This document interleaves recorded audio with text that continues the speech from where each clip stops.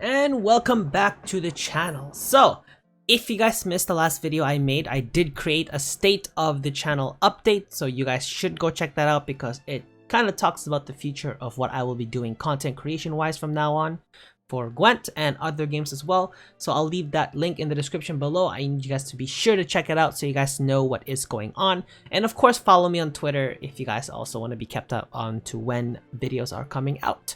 And of course, if you are new, be sure to subscribe to the channel as well if you guys want to see Gwent type of content, and of course some projects coming down the road. So for today's video, we are going to be taking a look at patch 7.3 for the card game, and not a lot of like big overhaul changes in this game, and I know that's been a bit of a topic of discussion amongst the community, and my take on it is that if you come off of a meta that was considered to be stable, or at least the most stable compared to like other metas in the past since Homecoming, then why would you want an overhaul of changes if, you know, people already consider the meta to be stable?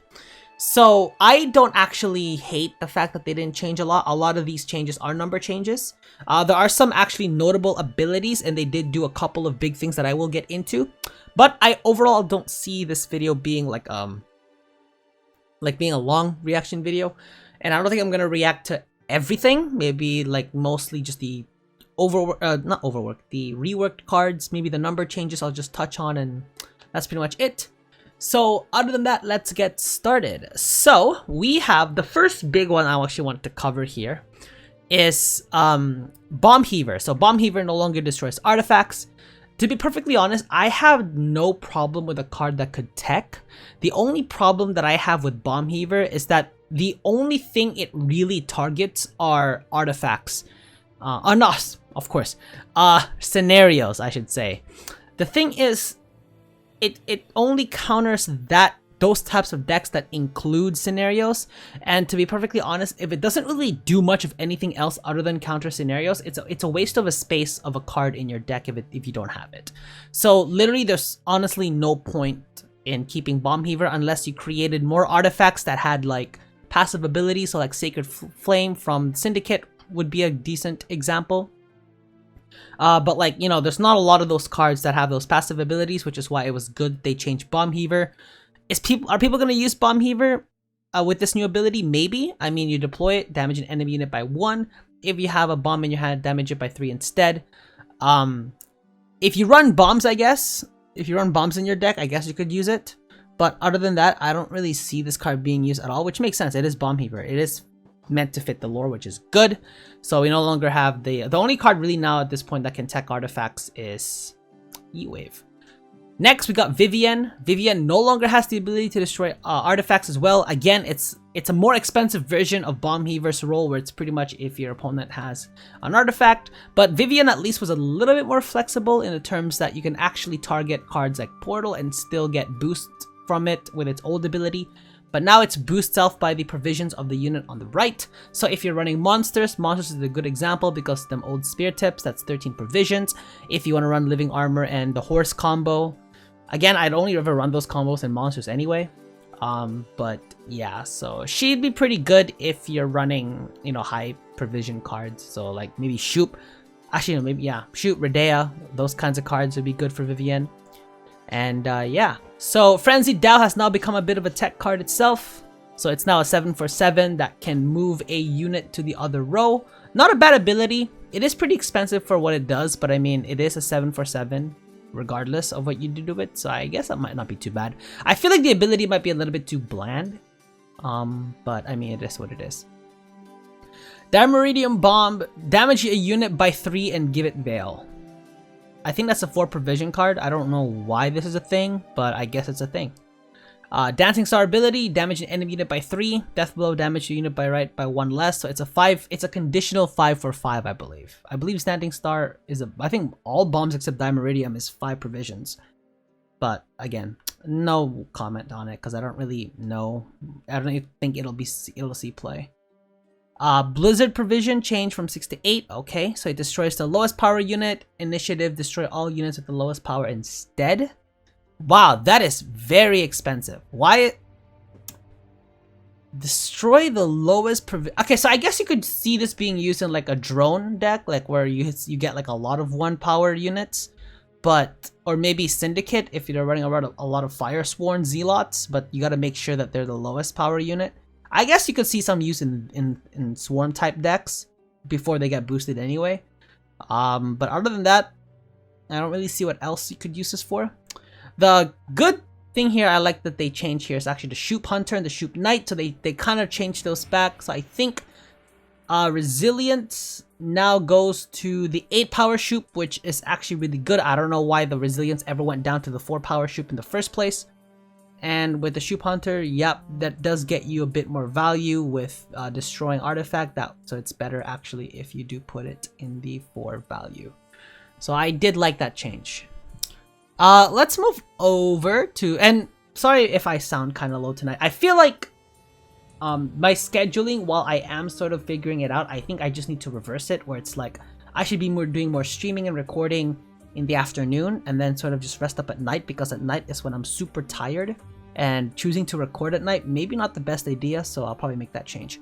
Phoenix provision change from 13 to 11, fair enough, because Karen Thier Phoenix is no longer a thing.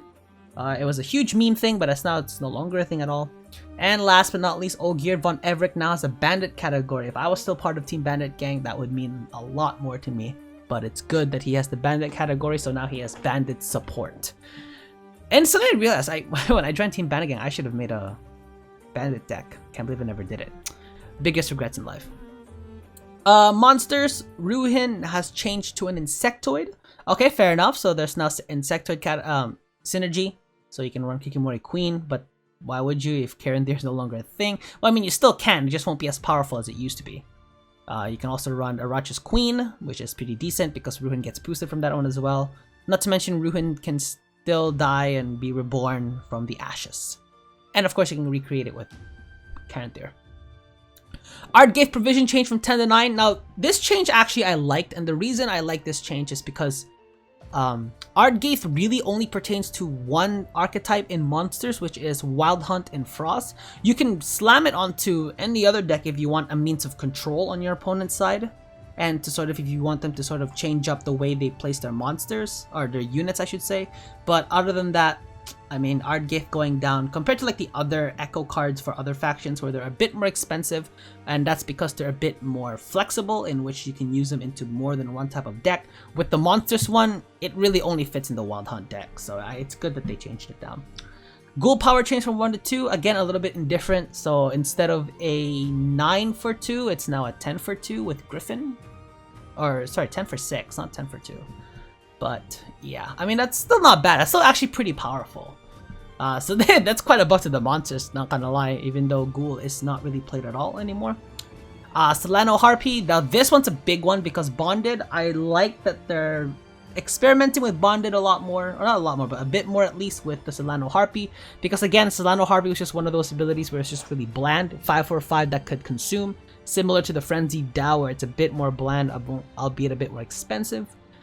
And spawn a Harpy egg in its row. I'm not even gonna touch on the developers' comments because, yeah, I mean, it's true, but I'm not gonna touch on it. It does work well actually with Death Wish pretty well, so I can see this going into some overwhelming hunger decks or some decks that run Haunt. So I don't hate this at all. Nagalfar's crew now has 1 armor, so instead of just being the 1 power card, so essentially it applies Frost and then it becomes a 3 life card. It'll still get relatively destroyed, but at least it won't be as easily pinged anymore. So you'll need to so you need to apply a bit more damage to get this thing going. Next we got Siren. I don't remember what Siren did. I believe Siren used to boost Death Wish units. Now it's a beast support. So it seems they're starting to give more supports to Insectoids and Beasts, which is the 2 swarm choices for monsters, which I like. Haunt is now doomed, so I guess is going to be the first of many archetypes. Actually, let's talk about the artifact being doomed here, or scenarios being doomed here. The only faction that really gets affected by scenarios being doomed, let's be honest, is Nilfgaard. And if we're being honest, it should have happened a while ago. In terms of their gameplay being changed, it's not gonna get changed. Hunt is still going to be used once. Passive Floor is going to be used once. Siege is going to be used once. Get an Eighth. I mean, yeah, Get an Eighth is going to be used once, so I guess that also got a little bit affected. But really, it's only been Nilfgaard that's been heavily affected by the scenarios being doomed. So, I mean, in terms of gameplay, only Nilfgaard's gonna see a bit of a change, but even then, Nilfgaard has enough weapons in its arsenal to work with statuses and spies that it can actually afford to get rid of a seer or even substitute it for freaking bribery, I swear, and bribery will provide even more value, let's be honest at this point. But yeah, Morntart armor changed from 0 to 1. Not sure what difference that's gonna make. I feel like it's still gonna get easily destroyed because it is order. You have to wait a little bit to get its ability off. And I think it has 1 power. So, indifferent. Next, we got Skelega. Darren has now become a 7/7 or a 4/7. I like that they give this flexibility, which means that if you need to point slam just a little bit, Darren is good for that option. If you want to sort of trigger Mork, I don't know if this will trigger Morkvar. I haven't played in a while. But if you want to like send an extra card to the graveyard, if you want to resurrect it with... Oh no, actually, no, Veteran doesn't work in the graveyard. So I don't know, actually. I don't know. But I mean, thinning your deck is always a pretty decent option. But I like that they gave the flexibility option for Darren. Olaf from 11 to 10. I mean, Olaf has been pretty decent for self-wound decks. So making him cheaper does buff up the deck building a little bit more, which is good. Rage of the Sea, I heard, was the most overused Skelega ability since, I think, the nerf to PatchNotes. Oh, no. I can't remember now. But Rage of the Sea got used pretty up there with PatchNotes Fury. That's what I meant to say. Spawn enemy rain row for 2 turns and Deafening Siren on the opposite row with 2 charges. So I believe what this used to do is that you used to have 3 charges and it would spawn rain for 1 turn and you still spawn the Deafening Siren. I mean, this kind of just makes it so that you're kind of gonna want to use it on 1 round only, whereas with 3 charges you could just safely play 1 charge in round 2 or round 1 and then play 2 charges in round 3 if you want to go heavy with your with cards like Rage, Wild Boar of the Sea. Oh my goodness, it's been a while since I played, so but I'm still trying to sort of memorize the cards and how they work and stuff. But yeah, so anyway, rapidly moving on. We got on-crate Greatsword damage from 5 to 6. So usually no one would really play Greatsword unless like they already had a card that could do damage. So instead of going from 5 to 6 immediately, it'll now just go from 4 to 5, which does make it more vulnerable to like the 5 damage club. So the 5 damage club I refer to as cards like Nature's Rebuke, you know, those cards, Boiling Oil. I don't think Monsters has a 5 damage card. They have Natural Selection, which is a 4 damage card, but I don't think they have a 5 damage card. They have Parasite, which is a 6 damage card, but why would you want to use it on a card like the Greatsword when there's more valuable targets? Next, they have Stunning Blow, provision change from 4 to 5, so it is a 5/5 with armor. It's 6. I'm gonna be honest. I think it would have been better if it actually stayed at 7, but with the provision go up to 5 instead. And the reason I think this is because cards with armor, the only faction that would really get affected by Stunning Blow like this heavily would be Northern Realms, because they have quite a few cards with Barricade. A lot of other cards that have armor, so for example, freaking Morntart, but then again, it doesn't matter with Morntart because it has only 1 armor and like a simple 5 damage card just kills it. But I think 7 would have been, I mean, I wouldn't say it'd be more balanced, but I mean, we'll see what happens with this one. But Stunning Blow's previous versions were pretty OP. I'm not gonna lie about that. Like, I mean, a 4 provision card that deals 7 if the unit has armor. That's a yikes. They finally nerfed Veraxis from 11 to 12. I'm surprised they didn't do this before, especially with how powerful Shield Wall was. Amphibious Assault 12 for 13. Amphibious Assault was one of those super flexible echo cards that you could use literally in any Northern Realms decks. You can even sneak it into a siege deck if you're going to play a soldier with it. Amphibious Assault is just way too flexible for it to be, you know, 12 provision, especially again with a lot of synergy that Northern Realms had. Amphibious Assault needed to be nerfed, so I like that nerf. Shield Wall provision bonus changed from 14 to 13. Yes, that also needed to happen. It was pretty powerful. and Siege is now doomed. I'm not gonna cover the damn sources because I don't quite remember what its last ability was. I feel like it's the same, isn't it? Anyway, can't remember. Oh, but it has charge. Oh, I think that's the change. It has charge, so I guess you can use it multiple times now. So I guess you could spam damn sorceress to like immortals or something. But yeah. scoia'tael got Feign Death got nerfed, huh? Okay, interesting. Well, not a lot of people really use Feign Death anyway because it only pertains to elves. That's it. It doesn't work with dwarves. It doesn't work with harmony. Not really. It doesn't work with symbiosis. So I wonder why they nerfed it. I guess it's because they gave a engine as the prologue, Vernociel's Commando, instead of doing 1 Elven Deadeye. Chapter 1 is still 2 Elven Deadeye. So this kind of weakens Vernociel in a little bit. But knowing that, like, you can't play Feign Death in a harmony, in a mainly elves harmony deck anymore because you've summoned Vernociel's Commando. I kind of wish this thing spawned Elven Swordmaster instead, I'm not gonna lie. I know with Vernociel's Commando it's a constant boost while, you know, the Elven Commander is a bit more charged, but at least you still have a little bit of flexibility that way. But I mean, it is what it is, right? Yeah. Ithilien Egli, provision change from 11 to 10, so it's a bit of... I think that's hand buff card right there. Zoltan Warrior, so there is a little bit of buff to the dwarves, which I like. I am a big fan of the dwarves in scoia'tael. I want to play them again. I may play them again in a future video. We'll see. Vryheid Dragoon just became a 4/4/4 instead of a 5/4/5. Fair enough.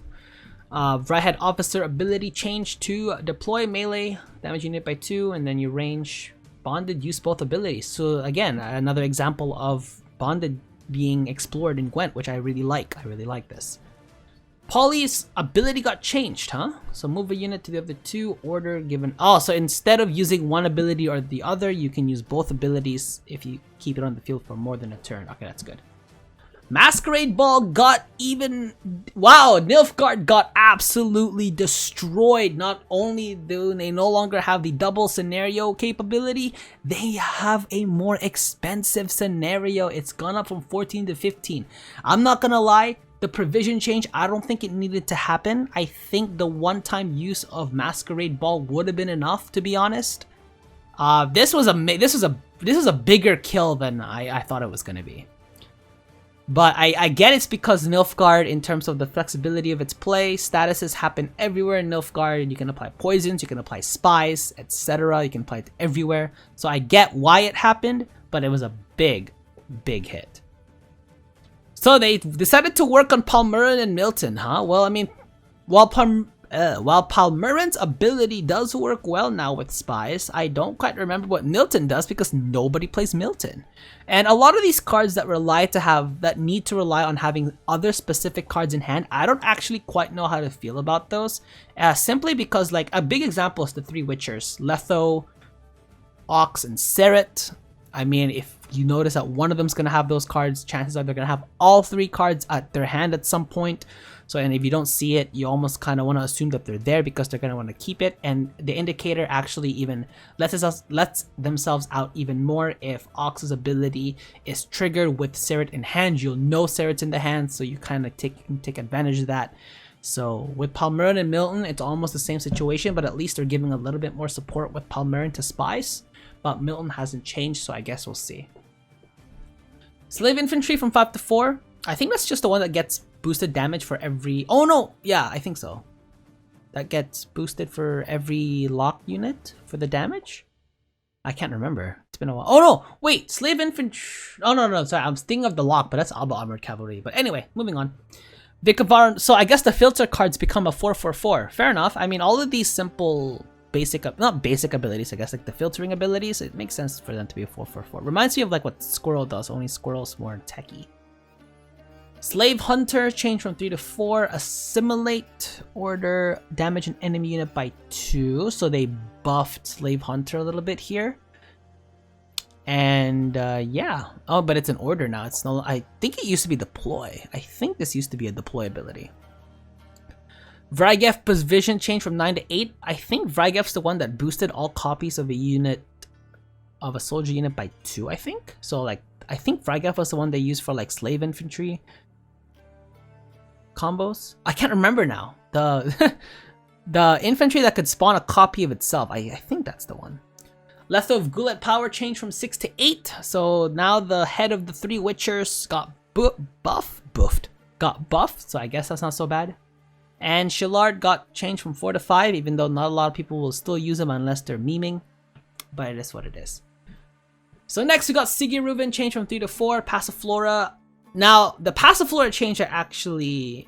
This one's a little bit, I wouldn't say strange, but it makes sense because Syndicate's true power came from the fact that they were able to summon a lot of engines on the field at once.